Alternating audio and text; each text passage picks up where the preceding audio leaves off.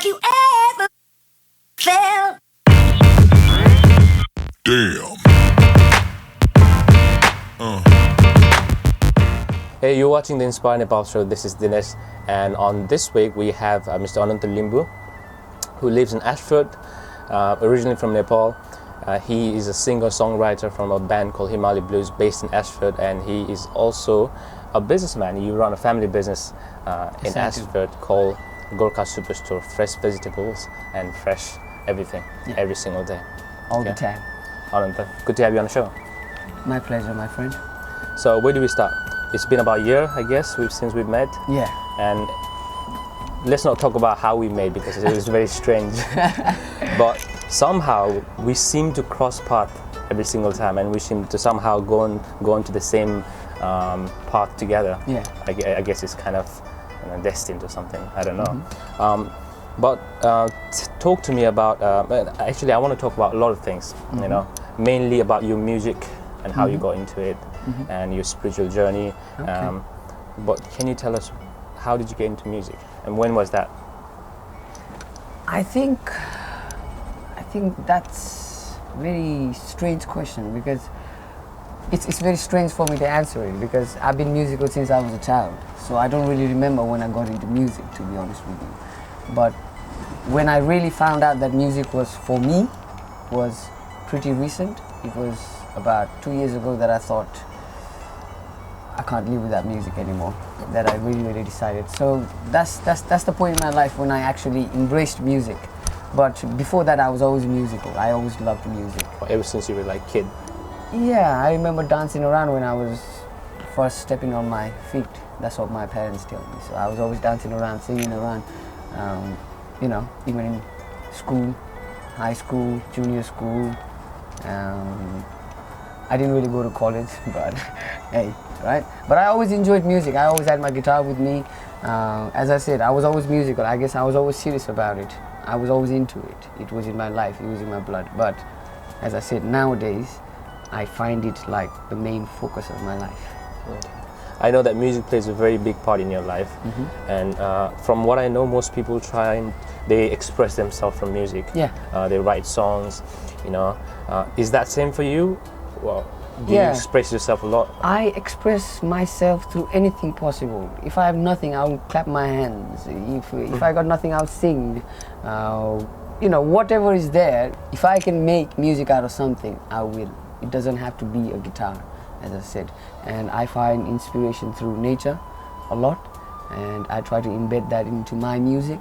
And I guess people who really feel it will feel it, what I express through music. And music has not been about judgment, comparison, who's good, who's that for me, you know.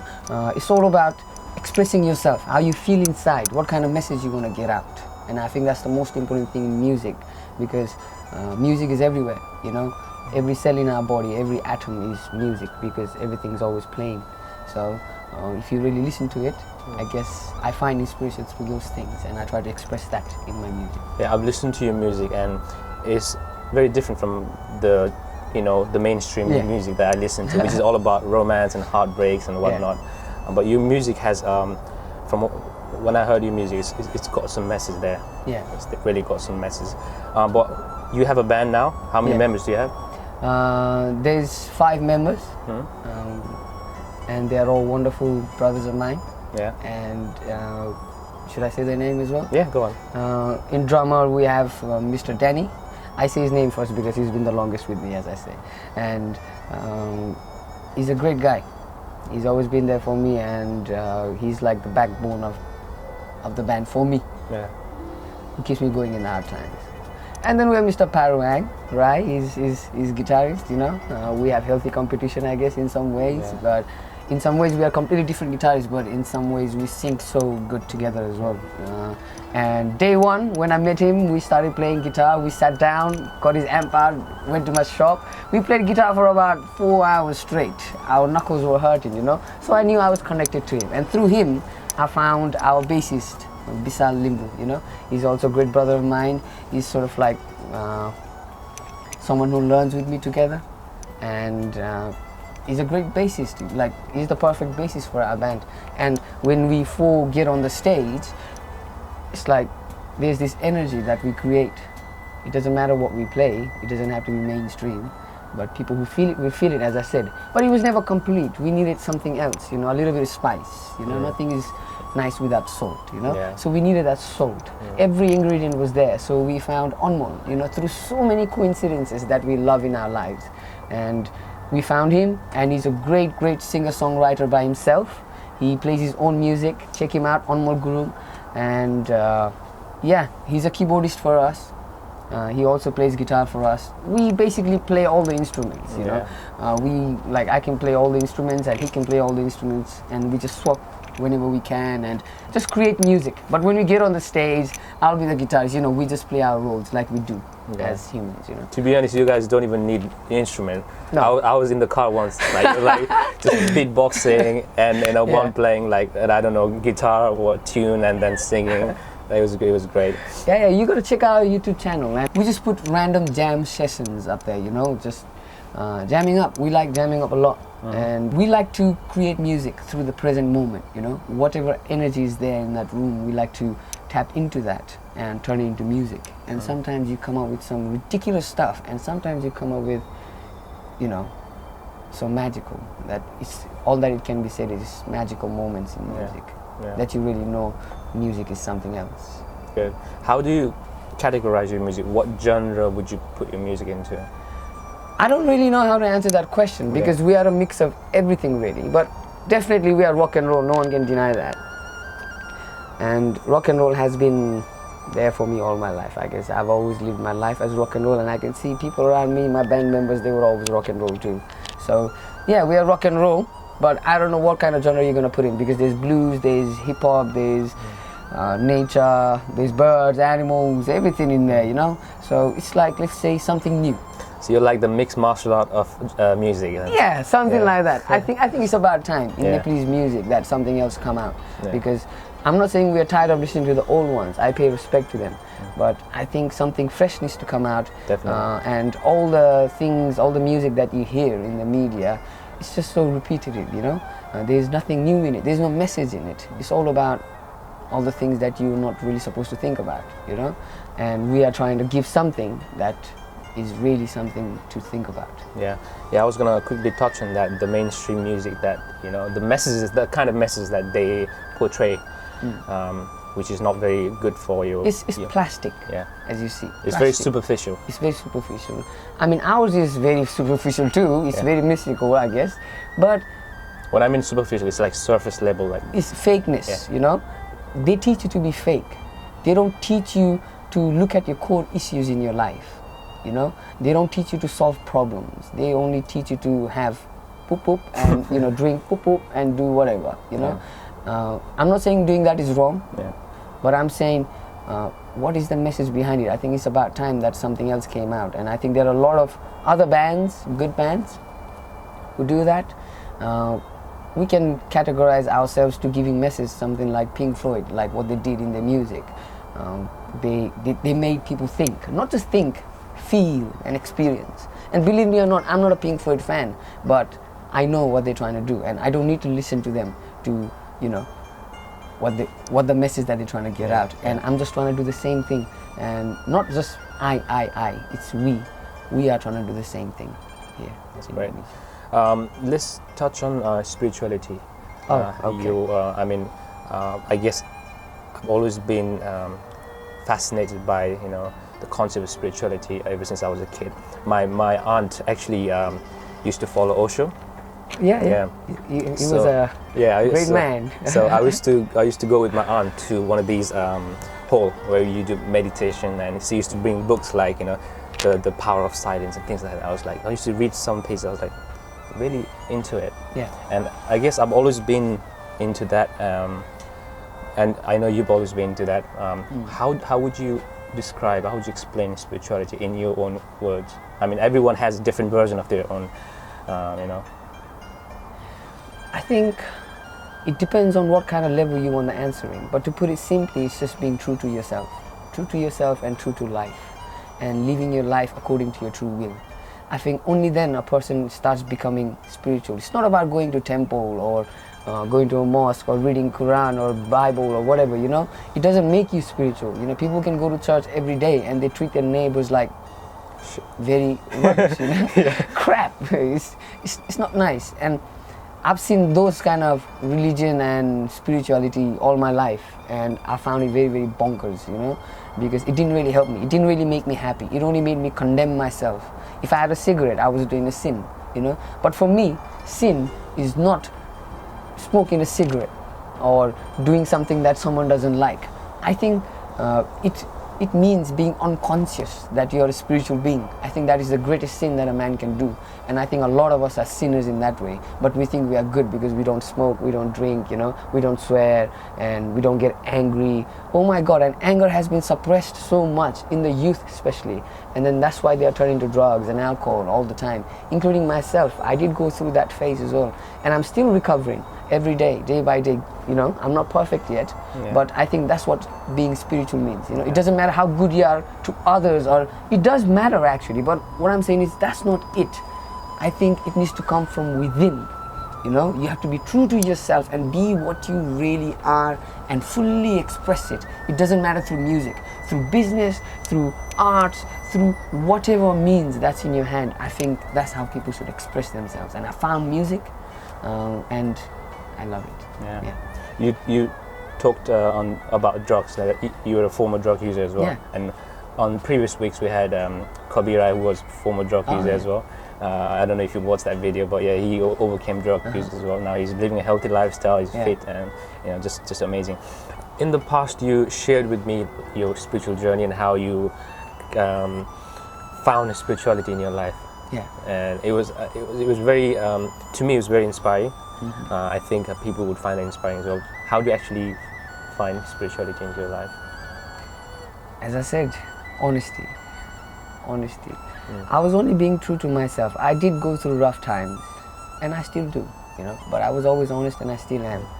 And I went through it, enjoying it, you know. When I was on drugs, I enjoyed it.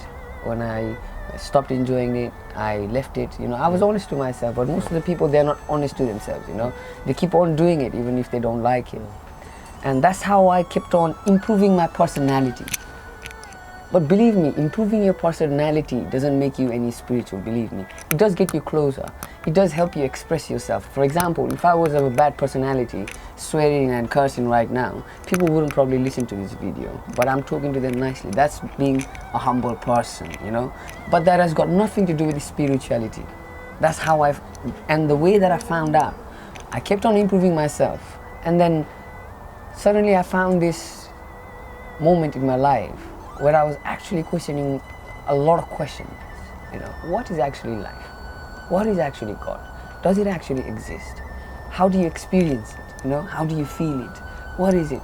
I mean, are those people all crazy that they talk about God, God, God all the time? Are those people really religious? You know, all those kind of questions started coming to my head, and I kept on poking. And I tell people, don't poke until you're ready, you know, because the answers that start coming, you know, it really changes your life, because it really, really did mine. Because I was honest to myself. Whatever answer I got, I started taking them. And slowly, slowly it, you know, led me towards books and blah, blah, blah, you know, just following whatever came in to my life. So you just follow your intuition. Yeah, you follow your intuition, sort of, you know, your gut feeling, and you just know when to follow it, you know. And most of the people, they get it really, really wrong, because they don't have their mind under control. And that's one thing that I found out when I went through this big depression. That was in 2014, and I'm still recovering from it. And it has been very, very recently that I've sort of got my confidence back, and I really want to spread the message, because that's when I grew the most, you know.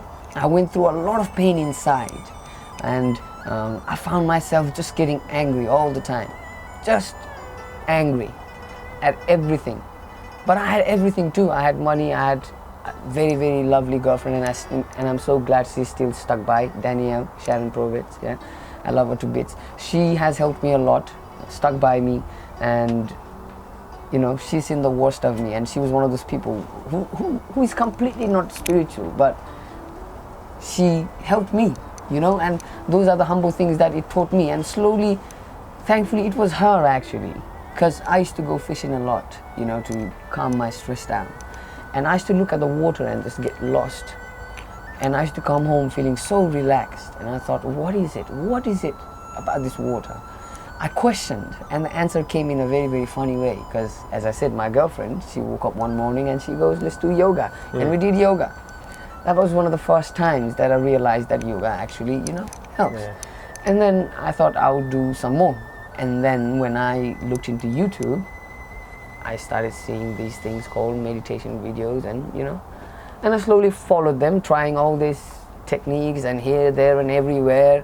And slowly I find more magic happening in my life. I slowly see I did get painful reactions inwards because I was not under any guru or whatever. I was just finding my own path. So as you see, running through a jungle without any guide, without any weapon, without any tool is quite difficult, especially at night and when it's stormy. You know, that's what depression I can describe depression as. You know. But hey, I made it, right? Yeah. I made it. One piece. Yeah, one piece. And that's the most important thing. And yeah, that's how I got more deeper into meditation, and it has slowly not just changed my life, it has completely flipped it around, and it's just turned from tragic to magic in some ways, because I might not have all the wealth in the world, but inside me I feel like I am worth, I think I'm invaluably valuable. And I think every human being is as well. And that's what spirituality means to me, you know. Being true to yourself, and when you're true to yourself, you love yourself, and when you love yourself, only then you can love others. And love around you, love your friends and family, and then spread it to the neighbors, and then spread it to your society, and now we're going to spread it to the country, you know, and then to the world, you know. And I guess in Nepalese we call it Deshbhakti. I think I'm the least patriotic, whatever you call it, you know, person in the world. But you do as a human being, because Earth chose to give you birth in that spot. And I think I have a huge responsibility as a Nepalese person to help my society and all the strangers who are ready to help themselves, really, because I'm not going to come there and, you know, change their lives. If they can get something from me, or through my music, or through our music, through me and my friends, or anybody around them who is a little bit spiritual in the sense that who is true to themselves, regardless what they're doing, then I think it's time that Nepalese people, especially now, start listening to those people, because worldwide you see there's big spiritual movements going on, and people are changing, people are embracing more healthier lifestyles and changing their habits so that they can live longer. And not just that, it's not just about older people, us, or the young, you know. I think it's about everybody, animals and plants and the earth, whatever we are destroying, you know, the very thing that looks after us is, you know, we are destroying it. And in turn, we have things like earthquakes and going on. We see earth has its own defense mechanism going on. And I know it sounds very, very cold. I love people to bits, but I think to change Nepal, I think to inspire Nepal, I think spirituality comes first. Without that, I don't think Nepal will ever change. Not in 50 years, not in 100 years, you know. It needs to be that. And I think that's what Nepalese people are lacking, because they've been told all the wrong things, you know. I tell people all the time, especially my friends, I say, look, your parents have been working for 20 years, 30 years. Are they smiling every day? Are they laughing every day? If they are not, then don't listen to them. Listen to the person who's creative, who's laughing, who's filled with abundance, you know, who's happy, joyous. Listen to those kind of people, you know. And I've had a lot of difficult times with my parents before because of my career choices and what I wanted to do. I didn't want to go to uni and stuff like that. And I've had a lot of rifts with lots of my friends as well, you know. But I've gone past that, I guess, now, you know. But those are the very issues that are keeping our Nepalese society stuck and just lost. I think they need something in their life, and then I think that is spirituality, and I would like to give that through music and whatever means that I have in my hands. For now, it's music. Amazing. You told me before, I don't know when, but you told me that you had everything. You had business going good, you had money, you had a girlfriend, but you were still not happy. No. Now, I guess there are so many people out there who have everything but still not happy. Yeah. Yeah. I know you say they're lacking spirituality in their own lives. How do they balance spirituality with their work life or relationship or whatever? I think each and every action of theirs, I think they need to look into it. What does that action mean? I think each and every one of their thoughts, they need to look into it and find out what is the intent, or where does it come from? What is the source behind that thought? If people actually started looking after their thoughts, then their words and their actions would automatically be improved. And that way, it's one way. I think it's one of the best ways to be honest to yourself, isn't it? When you catch your thoughts, I mean, how honest can you get after just that? being aware of your thoughts. Be aware. I think most of the people, we are not aware. We are usually busy thinking about work and blah, blah, blah, We don't really know why we are even doing that job most of the time, And I never thought I would take such a big leap and end up doing music, because it was very, very scary for me too. But now it's sort of, you get frustrated, because I tried being a good man, I tried being the ideal boyfriend, I tried being the ideal son, look after the business, do everything, but it got me depressed. It got me really, really depressed. And I figured that out. And that depression got lesser and lesser the more I started doing what my heart tells me to, And I think people, to balance their spirituality, they don't need to read blah, blah, blah magical stuff. I say read by all means, but that's not it. Knowing is not enough. Doing is enough, So to do it, make sure you're enjoying what you're doing. And if you're aware, I don't think people will really do things that they don't enjoy, Yeah. I think if you're aware, then you really, really want to do things that you enjoy. And most of the people I see are doing things that they hate, absolutely hate. They're moaning about it every day, every night. I think that's how you can balance it. Cut those things that are unnecessary and start doing things that are necessary, that will help you towards becoming more happy, You gotta lose a lot of friends, a lot of things, but hey, you gain too. You gain happiness, and you gain more friends, more truer friends, and truer, you'll end up having families that you never thought were your families, Hell, you make friends with trees, so it's like you never be alone, but we are afraid to be alone, and we end up staying in this cycle that's destroying us every day. And when are you gonna wake up? 55 years old, 60, 70, before you die?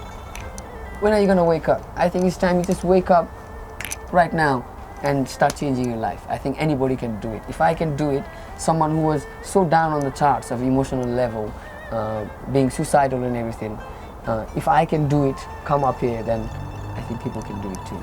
Yeah, I see your message is all about being aware. Yeah. It's about being conscious of where you are in life and where are you heading towards. I think when they're aware and conscious, I think that creates a room for them to grow. It creates clarity. Yeah, it does. Yeah, and then it brings more joy and happiness into their life. Yeah. Well, I tend to follow my intuition. From what I've seen, I'm getting surrounded by all these bunch of people who want to learn what I've done, how I live this kind of life. And I give it to them for free. And when I not taught them, when I shared my experiences with them and they started sharing theirs, we found out that we are much more. We can be much more, we can do much more, we can do so much if we work together. And that's what my band stands for. We want to be an example to show people that you can work together without ego. There can be a leader, every organization needs a leader or whatever, a tree cannot be without a root. If you are the root, it's about time. Whoever listens to this video, if you think you are a root like me, then it's about time you start helping other people so that you can form a tree. And the fruit can be enjoyed by all the ones in the community, And I know it's very, very difficult, and I know most of the people, I know very well most of the people, they're stuck there because their wings have been cut off or chained down. But I think it's about time that they find inspiration through our music, through us, whatever means necessary, through others. It doesn't really matter which path, because everybody has their own path. You gotta respect each other's, but you gotta tell them when they're going wrong, though. At least remind them, help them, because that's what people do. Once you get, I call it consciousness. Once you raise your consciousness to higher levels, then all that your wish is going to be is helping others to reach that state, because you love that state and you think everybody will love it because they will feel happy, they'll feel joyous, But you got to balance that, as I said, with your material side as well, because you cannot just get lost into it and lose everything here, because this is also our reality, and this is our foremost important reality at the moment, because we are here to do something. Yeah. Someone, I don't know who, but someone once said, you're not human being having a spiritual experience, you're a spiritual being having a human experience, right? And obviously there are people who are in their own spiritual journey, but they're not aware of it. Yeah. You know, because they don't understand it, and I guess they don't have a teacher or a guide to kind of tell them what, you know, the direction to go to. What was some of the challenges that you faced on your journey, and how did you overcome those challenges? Do you have like some disciplines or something you do to, you know, possibly get over that fear or challenges or obstacle?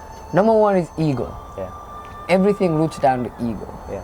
If you can see where your ego is playing, then you can definitely change a lot, because every action that we do comes through either egoistic way or, you know, love, you know, and you just choose love every time.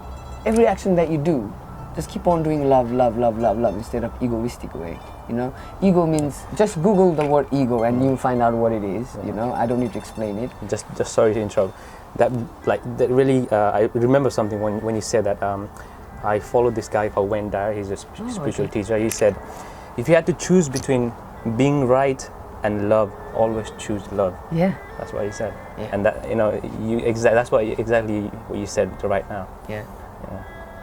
But then it's sometimes very difficult, because when you do try to express yourself truly, people find it a bit disturbing, because it hurts them.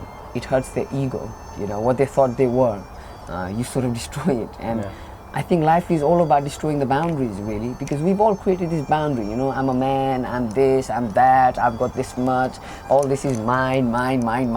Everything mine is egoistic. That's why we've got to remove that mine and start becoming more of a we, because we are all one at the end of the day, whether you look at it through spiritual way or through scientific way. We are all made out of the same thing, if you look at it that way. And all this, I don't know, I think it's about time people change. One of the conflicts that I faced on my journey was between ego and my desire. Sorry, between ego and between ego and you know, just being egoless. You know, like Buddha says, like desire is the suffering, you know, roots of all suffering. And then you say, if I you know, eliminate desire, then what am I going to do in my life? You know, what am I going to pursue? But I guess there's a balance. I think there are different types of desire. Yeah. There's superficial desire, and there's desire for growth and expansion. It's okay. I don't think there's such thing as superficial desire. I think there's only desires. Yeah. Okay, and I believe there's only desires. And it's not just about giving up all your desires, because it's true. If you have no desire, you have no will to live. You know, you gotta have desires, healthy desires. You know, the desires that will make you more productive or help you becoming more joyous. And therefore, if you start looking at your life, and you will see all these useless desires. You know, I want to buy a video game. I want to do this. I want to buy a new phone. I want to buy this. You know. It doesn't really make you happy, does it? I mean, how many times we buy something new? Well, short period of time. And you just lose interest in it, you know? And look at music now. This is also a very, very big desire of mine. But my desire is not to just become famous, you know? It's about spreading the message. That's why I'm into music. And it's a healthy desire, I say. Yeah. And people can get into these kind of stuff, you know, write poems or do art and stuff like that. And if you're alone, form a society of people so that everybody's helping each other. All the creative people who want to have alternative lifestyle, you know, not just going to work every day, winding and grinding, as they say. I don't know, you know.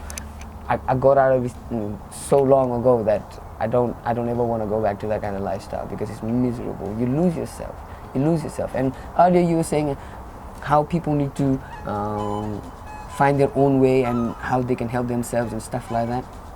Pick up whatever tool you get. If you find a stick, pick it up.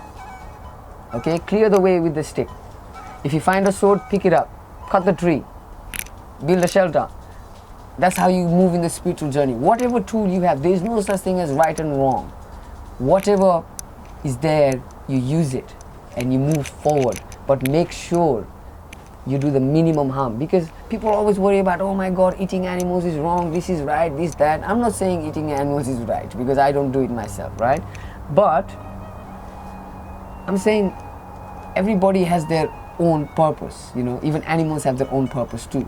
They must have their own karma to go through this. But we must, human beings now, at this time of space and universe, whatever, you know, at this moment, human beings definitely need to cut down and respect them more often. More, drastically more, a lot more.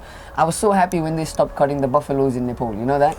I was really, really happy. I think that's one of the greatest things that Nepalese people have fought for. And I think more of those kind of things should happen, you know? And in a spiritual journey, as I said, pick up whatever tools you got. If you don't have a guru, you don't need a guru. We already have guru in us, you know? And I found it, you know? And you can do it too, but it's gonna be a long and painful way.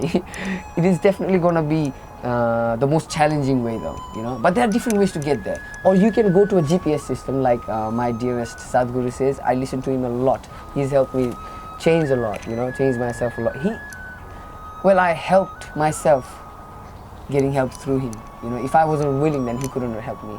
So I'm sure there are a lot of people who watch this video and still act like crap, but as I said, everybody has their crappy moments, so who am I to judge? I have my crappy moments too, you know. But it's how you, before, how those crap moments used to turn you bitter, now they turn you better. Yesterday we were talking about bitter, butter, whatever, you know. Yeah, it's just bettering yourself, in a way, raising your consciousness, becoming more joyous and happy. And that's when you find out, do something, if it's making you happy, if it's making other people happy around you, changing their life to become better, then definitely keep on doing more. And that's the way you find through a spiritual path. And answers will come to you. Through books, through music, everywhere. It will come to you. You don't really need to worry about it. Yeah. Talk me through meditation and how it helps you to overcome your challenges and just get over the stress and just relax and be calm and happy. Oh yeah, that's one thing to look at it. It does definitely help you be calm and peaceful and everything. But as I said, it does help you becoming more true to yourself too. You know, and more wisdom, definitely, more calm, more releases of pain and anger that you've suppressed yourself. And I'm still going through that process, and it's something really, really special. It's an ancient art that people have really just shunned, and they really, really shun people who meditate nowadays. You know, they think they're gonna give up everything and go, and especially Nepalese people, they got that thing in their head. But once you start meditating and you realize so many things, and then only you realize why those realized beings did that, you know. It's funny, like people, especially Nepalese, they pray to Buddha and then they don't want to follow the path that Buddha led. They don't want to like create they just want to use him. Buddha, please give me education. please give me a little bit money. Oh Shivaji, please help me, right? But when it comes to do the work, God's work, nobody's willing. And because it's difficult. And I was willing, and my friends are willing, so God help us. You know? How do you obviously music and spirituality, you've kind of integrated together. How does that work? I mean, if you're a spiritual person, if you make music, what's gonna come out? Spiritual music, right? I think if you are an angry person, you make music, what's gonna come out? Angry music, right? So that's it. I don't need to. I think people who listen to this will understand. I think most creative people are spiritual. I can say, I've seen a lot of people who are successful are not just successful in the way of acquiring all the wealth in the world, but successful in having happiness, money too, yes, nice family. And people make this mistake of thinking being spiritual means never getting angry, and you gotta be like Buddha, you know. Yes, you'll get to that state, but before that you need to get a lot angry. You need to release a lot, you know. And there are healthy ways to release it and unhealthy ways to release it, and you can only help yourself so much. You try your best and you improve yourself every time. That's all you can do. What is the main message that you're trying to give to the world through your music and through everything that you do and you say? Wake up. Wake up. Wake up from their dream. I think those people who are ready for it will understand. Wake up. Just wake up and find help, because we are here. Find us. And there are other people, Amit, Dinesh, wonderful people. And you guys have created this such a nice platform. Find people like us, or find anybody who you trust, change your life. Wake up. Just wake up. I think if more people were, just awakened and truly living their life, there would be a lot less war. A lot less animal would be killed. Yeah. A lot less blood from the earth would be taken out to fill our cars. Yeah. And a lot of things would change. A lot of trees would be planted. People would be more caring. People would definitely not judge each other, regardless of the past, or what they are, what they're wearing, what they want to do, and people would support each other. Things like that. Just better. I think. Yeah, better. Just higher level of living. Higher level of living. I think that's one. Our main goal, aim, is also to help people awaken from our show, and that's why we need people such as yourself, who has already been through that journey. And I'm still going. Yeah, you're still going through that journey, but there's a long way to go still. It's forever learning. Yeah. People who say I know it all, I think that's their first failure. I don't think I know it all, but it sort of gives you this. Meditation gives you this ability to see it all in different perceptions, and better than before. You can make better decisions, especially if you have a healthy body and if you are in the right state of mind. I know you've shared a lot of wisdom and knowledge with us, but what else? Yeah, definitely. But what are some of the most, the profound wisdom that you've acquired through your on your journey? I don't know. I don't think there's such thing as profound wisdom. Yeah. I think there's only wisdom. But there is something that clicks and then you change straight away. Yeah.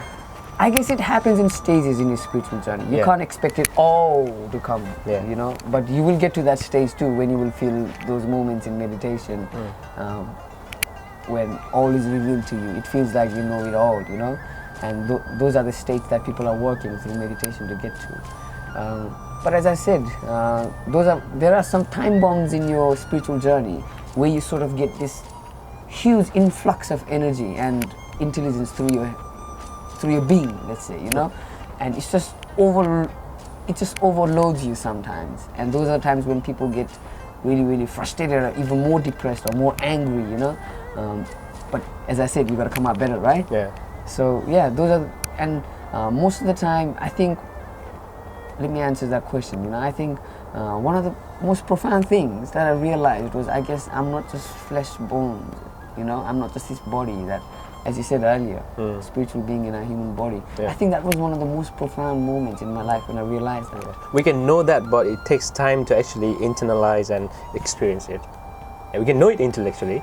If you actually are really, really aware of it, and if you, as Sadhguru says, and I will repeat this from him because he's such a lovely man, I love him to bits, he's changed my life. He says, go every night to bed, go to bed every night, removing everything from your head. Your work, your house, everything. Empty your mind before you go to bed. And one day you suddenly wake up with magic. And that magic is just kept as magic, and when people experience that, it speaks for themselves, because no words, mystics have tried, poets have tried, musicians have tried, but no words can express it unless you express it through energy, and or experience it yourself. Someone once told me, meditate on your death every single day, because when you do that, you realize that you can't take anything with you when you die. Nothing is ours, and people make that mistake. People make that mistake that they think things belong to them. He's mine, she's mine, this is mine, that is mine. But nothing, believe me, nothing belongs to us. Nothing, and that's another profound wisdom that I had. And you click like that. If nothing belongs to me, why am I stressed about all these things that don't belong to me? Boom. And those are the bombs that should go off in your head. And once you seriously let it sink into your heart, you will not wake up as the same man tomorrow. And you will not treat others the same way from tomorrow. Okay. Not from tomorrow, from that moment on. That moment, yeah. We're coming to the end, sadly. I just want to ask a couple of questions.